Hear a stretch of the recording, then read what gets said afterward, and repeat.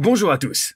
Motorola revient avec une nouvelle petite bombe d'entrée de gamme pour ceux qui veulent un smartphone performant sans casser la tirelire. Le Motorola E7 e-Power n'est pas une révolution en soi, mais il apporte le minimum nécessaire pour un smartphone de qualité à petit prix. Quel est son avantage principal et pourquoi vous devez craquer ou non pour ce modèle? Lors de cette vidéo, on va développer toutes les facettes intéressantes et décevantes de ce smartphone d'entrée de gamme. Ainsi, vous pourrez vous faire une idée de ce qu'il propose réellement en matière d'innovation. Sans plus attendre, on va commencer par le design même du téléphone. Le Motorola E7 e-Power ne cherche pas à révolutionner le marché en termes de design. On reste ici sur quelque chose de très classique, comme on peut voir un peu partout chez les concurrents d'Android d'ailleurs. Jusqu'ici rien de nouveau, mais pas de point négatif pour autant. Niveau ergonomie, idem, le Motorola E7 e-Power n'a rien à envier aux autres smartphones.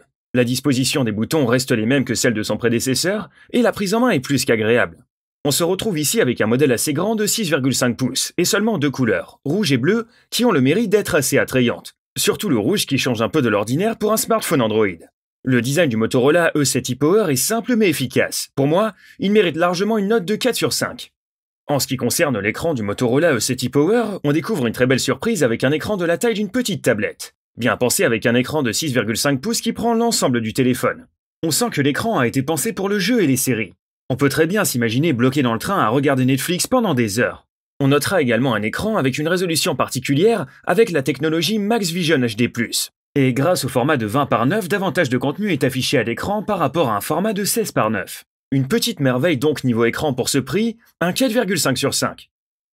Ce nouveau Motorola est définitivement conçu pour le jeu, avec des performances tout à fait acceptables qui vous permettront de tenir la majorité des applications et des jeux du moment sans problème. Le Motorola E7i sait comment séduire. Grâce à une optimisation de la batterie et de l'espace, le nouveau bijou de chez Motorola vous permet d'y insérer une carte SD, ce qui vous permettra d'augmenter l'espace de votre téléphone drastiquement. Cette fonctionnalité vous offrira un espace allant jusqu'à 1 Teraoctet, contrairement aux 32 Go présents dans le smartphone. Un peu faiblard sans la carte à mon goût. En clair, le nouveau Motorola E7i s'adresse aux joueurs qui ne veulent pas dépenser une fortune. Avec un processeur puissant et performant capable de gérer les jeux d'aujourd'hui, le E7i les rend abordables. On notera néanmoins une certaine lenteur d'exécution, probablement due à la taille de l'écran. En voulant faire plus grand, Motorola a volontairement réduit la réactivité de l'appareil. Les performances du Motorola E7 e-Power sont donc plutôt correctes dans l'ensemble. Un bon 3,5 sur 5 pour moi. Vous pouvez donc partir en week-end et vous détendre, même si vous avez laissé votre chargeur à la maison, la batterie de 5000 mAh est conçue pour vous accompagner dans votre quotidien. Vous pourrez regarder des vidéos pendant 19 heures ou écouter des sons pendant 78 heures. Mettez votre téléphone dans votre sac et vous êtes prêt à partir. La batterie peut vous accompagner jusqu'au bout de la nuit ou pendant de longues journées. C'est le moyen idéal de vous assurer que vous avez toujours assez de puissance pour ce que vous voulez faire ensuite. Vous pouvez l'emporter avec vous où que vous alliez. Juste une chose à dire sur la batterie, son poids. Le téléphone pèse environ 200 grammes, ce qui n'est vraiment pas rien.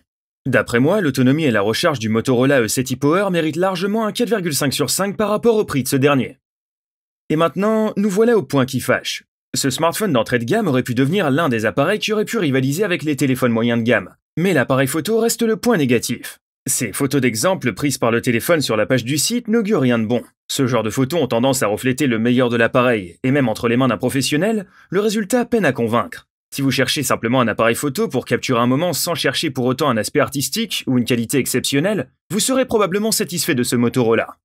Si en revanche vous cherchez un appareil capable de réaliser des photos de qualité pour Instagram ou autre, passez votre chemin. Vraiment dommage au final. Une version premium pour quelques dizaines d'euros de plus aurait pu être une solution pour proposer un appareil photo un peu plus qualitatif. Si Motorola a décidé de faire l'impasse sur la qualité de l'appareil photo pour réduire les coûts, c'est réussi. 3 sur 5. Avant de rendre notre verdict final, je vous propose de revoir les points forts et les points faibles de ce téléphone. Point fort, ergonomie simple mais efficace. Un écran de qualité lumineux et assez grand pour tout type d'activité. Une batterie excellente pour le prix. 2 couleurs possibles. La possibilité d'insérer une micro-carte SD. Point faible, un air de déjà-vu au niveau du design.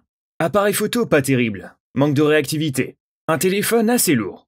Comme vous pouvez le voir, malgré la présence de points faibles, le Motorola E7 e-Power a absolument tout pour plaire. Pour faire court, les notes de chacune des caractéristiques sont donc 2. Design et ergonomie 4 sur 5. Écran 4,5 sur 5. Performance 3,5 sur 5.